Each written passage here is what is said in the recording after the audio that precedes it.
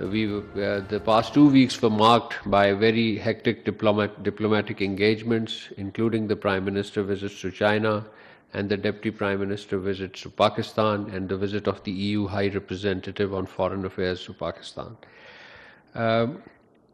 And this was despite the fact that we had Eid holidays in the previous week. So first of all, let me just give you a brief roundout of the Prime Minister visit to China, which you covered extensively. This was at the invitation of the government of the People's Republic of China. Our Prime Minister, His Excellency Mohammad Shahbaz Sharif, undertook an official visit from 23 to 26 May. During the visit, the Prime Minister held meetings with the President of China, Xi Jinping, and the Prime Minister Li Qiang. The Prime Minister chaired a तर्जमान दफ्तर ख़ारजा हफ्तावार news briefing दे रहे हैं। ताहिर इंदराबी की जानिब से news briefing दी जा रही है और इस्लामाबाद में तर्जमान दफ्तर ख़ारजा ताहिर इंदराबी जो कि मीडिया को ब्रीफ कर रहे हैं और इस्लामाबाद में न्यूज़ ब्रीफिंग का सिलसिला जारी है। तर्जमान दफ्तर ख़ारजा ताहिर इंदराबी मीडिया को ब्रीफ कर रहे हैं और तर्जमान दफ्तर ख़ारजा ताहिर इंदराबी की जानिब से ये न्यूज़ ब्रीफिंग दी जा रही है। तो आपको अपडेट करें इस हवाले से इस्लामाबाद से आपको बता रहे हैं, जहां तर्जमान दफ्तर ख़ारजा ताहिर इंदराबी की न्यूज़ ब्रीफिंग उनकी जानिब से दी जा रही है। 28th May 2026.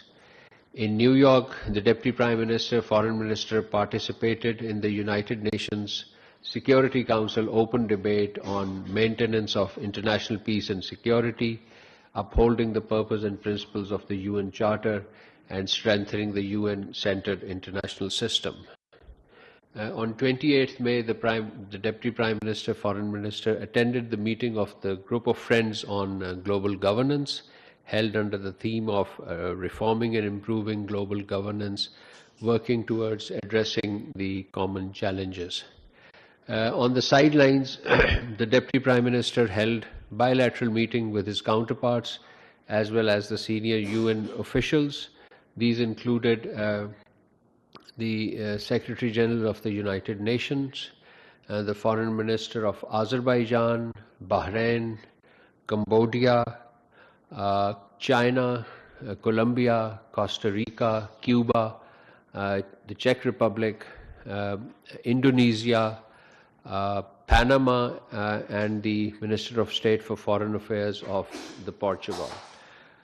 We have been issuing regular press releases and media readouts of these meetings, which you covered in your reports. On 29th May, the Deputy Prime Minister, Foreign Minister Senator Mohammad Asad Dar met with the US Secretary of State and National Security Advisor Marco Rubio in Washington, D.C. The two leaders appreciated the positive trajectory of Pak-US bilateral relations over the past year. They discussed wide-ranging issues of mutual interest and agreed to upscale and strengthen economic and trade relations, cultural cooperation, as well as partnerships in counterterrorism and security domain. While exchanging views on the evolving regional and global situation, the Deputy Prime Minister and Foreign Minister expressed his deep admiration for President Trump's vision and commitment to peace, including his support for the US-Iran ceasefire and dispatch of a high-level delegation led by Vice President J.D. Vance to Islamabad for bilateral peace talks in April. The Secretary of State, Marco Rubio, acknowledged Pakistan's diplomatic and mediatory efforts. He also commended close engagement and continued coordination between Pakistan's leadership and the US administration. The DPM expressed confidence that Pakistan's continued sincere efforts for peace and stability in the region and beyond, with the support of friendly countries, will yield positive results. Ladies and gentlemen, Pakistan's advocacy for peace and diplomacy to settle the crisis and standoff in the Middle East and the Gulf region continued. After having important discussions in New York and Washington, and on the first working day upon his return to Islamabad, the Deputy Prime Minister, Foreign Minister received a telephone call from the Egyptian Foreign Minister Badr Abdullateh, and on the same day he spoke with the Foreign Minister of Iran, Sayyid Abbas Araghchi.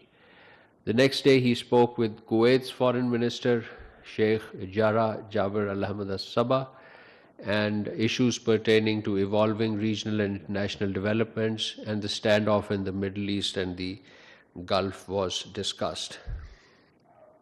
Ladies and gentlemen, let me also point out that in the similar vein, as part of our efforts for peace and stability, the Prime Minister received a telephone call from the Iranian President, Dr. Masoud Pezeshkian. This was on the 4th of June. And earlier on the 27th May, the Prime Minister held a telephone call with the Crown Prince of Kuwait, Sheikh Khalid Al Sabah. And earlier he had spoken with the Prime Minister of Malaysia, His Excellency Dr. Anwar Ibrahim. So this was part of our efforts for regional peace, security, overall regional development, and there was certainly some bilateral content into these telephone conversations that were held by the Prime Minister. Another important development, ladies and gentlemen, this week was the visit of European Union's High Representative for Peace, Foreign Affairs and Security Policy, and the Vice President of the European Commission, Ms. Kaya Kallas, to Pakistan on the 1st of June. During the visit, the DPM Foreign Minister and the European High Representative co-chaired the 8th session of the Pak-EU Strategic Dialogue. The dialogue is the highest level platform for structured discussions between the two sides.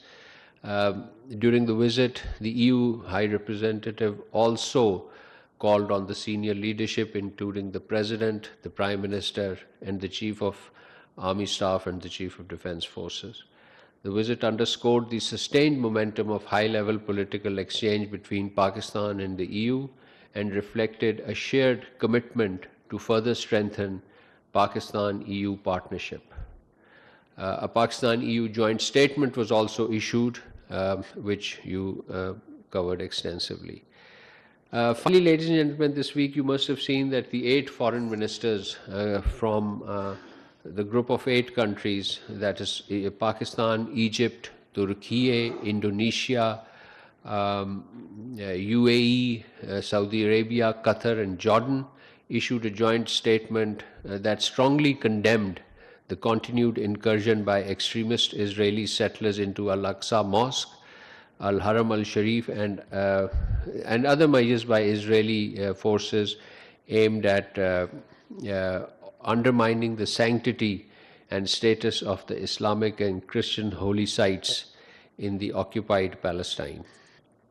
The group of foreign ministers further denounced Israel's ongoing measures aimed at altering the historical, legal, and demographic character of occupied East Jerusalem. They reaffirmed their rejection of any attempt to change the status quo while recognizing the special role of the Hashemite custodianship and Jordan's authority over administration of Al-Aqsa Mosque, Al-Haram al-Sharif. The ministers called on Israel to immediately cease all illegal and provocative actions, warning that continued violations risk escalating tensions, instability, and extremism. They also reaffirmed their steadfast support for the Palestinian people, including their right to self-determination and the establishment of an independent sovereign state of Palestine with Jerusalem as its capital, in accordance with international law and the two-state solution. So this, ladies and gentlemen, concludes my opening statement, and I'll open the floor for question answers.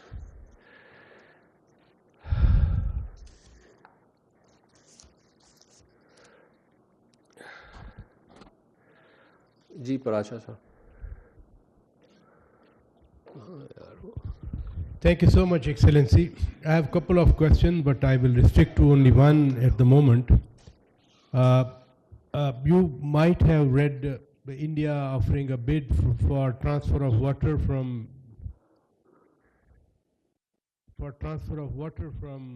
Chenab to Bias. Pakistan forfeited its rights on the eastern waters in lieu of its rights on western waters like Chenab. But how do you view such a development where they intend to transform Pakistan into a barren-like situation if the waters are not there? Secondly, we heard with a bang that stopping water will be tantamount to declaration of war against Pakistan. So when practically it's happening, what are the options for Pakistan? Thank you, sir. Yes, we have seen this report as well as the public tender document issued by the government of India that India has invited bids for Chenab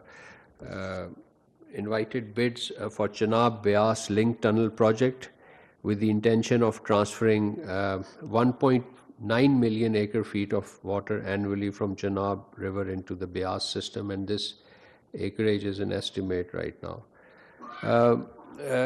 Such an interbasin diversion of water of the Chenab into Beas river system constitute a grave violation of not just of the Indus Water Treaty, but also of the laws of treaty, particularly the Vienna Convention on the Laws of Treaty, as well as broader framework of international water law, including the principles reflected in the 1997 UN Convention on Water Courses. The second project, in addition to this, which also I would like to mention here, is the proposed silt flushing of the Salal Dam reservoir in Riasi districts of Indian illegally occupied Jammu and Kashmir. This is a deeply concerning development. It would provide water control capability that is not permissible under either the international Indus Water Treaty or the 1978 Salal Agreement. India has neither officially communicated nor shared any notice of these projects, nor it has sought consultations in this regard. These projects confirm that India seeks to weaponize water. This carries dangerous implications not only for Pakistan's economy, but also for regional stability and international peace and security. Pakistan has exercised restraint and responsibility, and we remain committed to dialogue and peaceful resolution of disputes. However, any illegal action, any illegal measure to endanger Pakistan's water, food and economic security, as well as the survival and well-being of its 250 million people is unacceptable. Such action amount to further destabilization of South Asia with potential grave consequences for the people of the entire region. Under the Indus Water Treaty, Pakistan is entitled to receive for unrestricted use the water of the western rivers, and these were in lieu of the eastern rivers, the rights of the eastern rivers that were given to India. Pakistan retained all options necessary for safeguard right and entitlements under the treaty and to protect its vital national interest. And let me emphasize, we retain all options in this regard.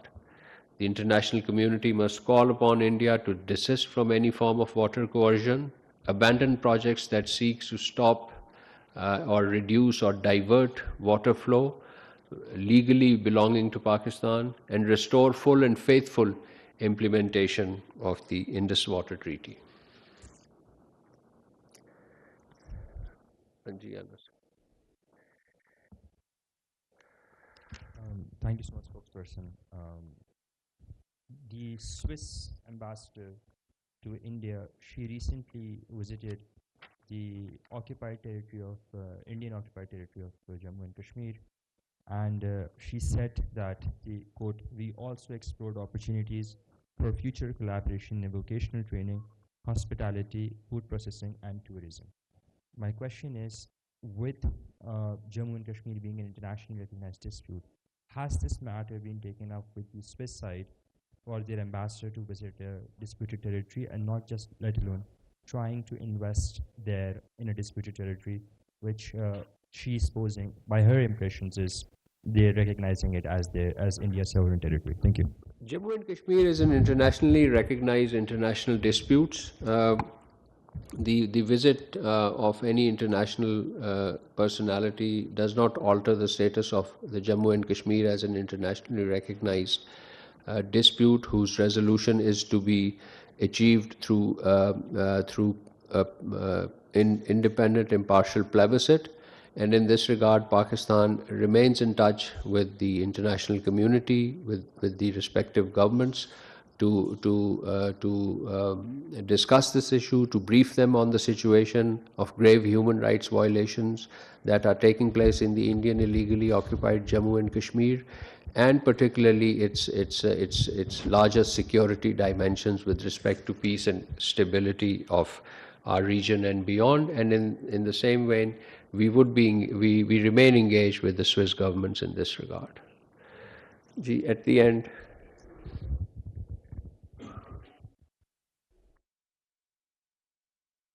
तर्जमान दफ्तर ख़ारजा Tahir इंद्राबी media को brief कर रहे थे। कहना यह था, गुज़श्ता 2 हफ्ते में सिफाती सतह पर बहुत मसरूफियात रही हैं। पाकिस्तान और चीन के दरमियान मफाहमती याददाश्तों पर दस्तखत हुए। वज़ीर आज़म की चीन की आला क़यादत से मुलाकातें भी हुई हैं।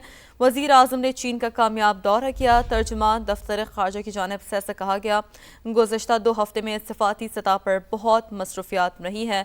तो इस्लामाबाद में तर्जमान दफ्तर ख़ारजा ताहिर इंद्राबी की जानिब से न्यूज़ ब्रीफिंग दी गई और उन्होंने कहा कि पाकिस्तान और चीन के दरमियान मफाहमती याददाश्तों पर दस्तखत हुए हैं। साथ साथ उन्होंने वज़ीर आज़म के दौरे चीन के हवाले से भी बात की और कहा कि वज़ीर आज़म की चीन की आला क़यादत से मुलाकातें हुई हैं।